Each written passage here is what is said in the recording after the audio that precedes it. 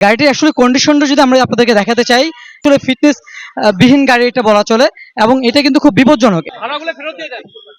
আছে তো সবই আছে, 4 টাকা করে সবই মামলা দেওয়া। সবই মামলা দেওয়া। সবই মামলা দেওয়া।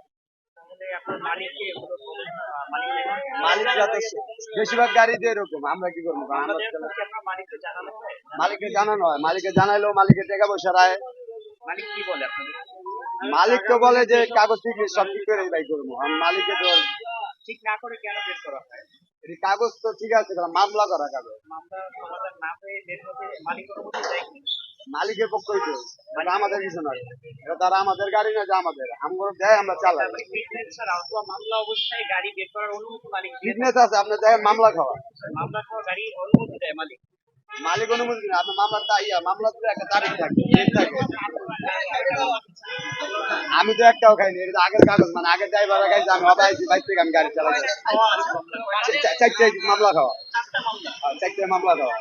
দর্শক আপনারা দেখছেন আসলে সেনাবাহিনীর তত্ত্বাবধানে কিন্তু গাড়িটি খালি করে দেওয়া হয়েছে এবং এই গাড়িটি আসলে কোনো মতেই ছাড়া হবে না। গাড়িটির কোনো মৌলিক কাগজপত্র পাওয়া যায়নি এবং এমনকি গাড়িটির যে ড্রাইভার ছিলেন তার ড্রাইভিং লাইসেন্সটিও কিন্তু সে শো করতে পারেনি। সেনাবাহিনীর তত্ত্বাবধানে কিন্তু পুরো গাড়িটি এই মুহূর্তে খালি করে দেওয়া হয়েছে এবং জানিয়ে দেওয়া হয়েছে আসলে যারা যাত্রী রয়েছেন তাদের টাকা যেন তাদের ফেরত দিয়ে দেওয়া হয়। টুরাক বাসটি রয়েছে সেই বাসটি কিন্তু এই মুহূর্তে সেনাবাহিনী জব্দ করেছেন এবং যারা যাত্রী রয়েছেন তাদের কিন্তু নেমে যেতে বলা হয়েছে। কারণ এই গাড়িটার কিন্তু মূলত যে মৌলিক যে পেপারগুলো থাকা প্রয়োজন সেই পেপারগুলো কিন্তু পাওয়া যায়নি। এই গাড়িটি কিন্তু এই মুহূর্তে সেনাবাহিনী জব্দ করেছে এবং যারা যাত্রীগণ রয়েছেন তাদের কিন্তু নেমে যেতে বলা হয়েছে। গাড়িটির যে মৌলিক পেপারগুলো ছিল থাকার কথা সেই মৌলিক পেপারগুলো কিন্তু গাড়ির সাথে পাওয়া যায়নি।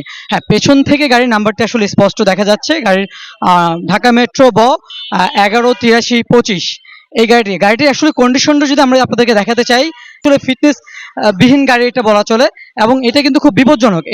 এটা সাইড দিয়ে যদি কোনো গাড়ি বা কোনো পথচারীর যদি হাতে লেগে যায় যে কোনো সময় খুব মারাত্মক দুর্ঘটনা ঘটে যেতে পারে। আপনারা দেখছেন যে আসলে গাড়িটির পেছন দিক থেকে কি অবস্থা। এই টুরাক গাড়িটি আসলে এতদিন পর্যন্ত আসলে রাজধানীর এই গুরুত্বপূর্ণ শহরে কিভাবে আসলে চলাফেরা করতে পেরেছে আসলে সেটি আসলে খুবই ভাববার বিষয়।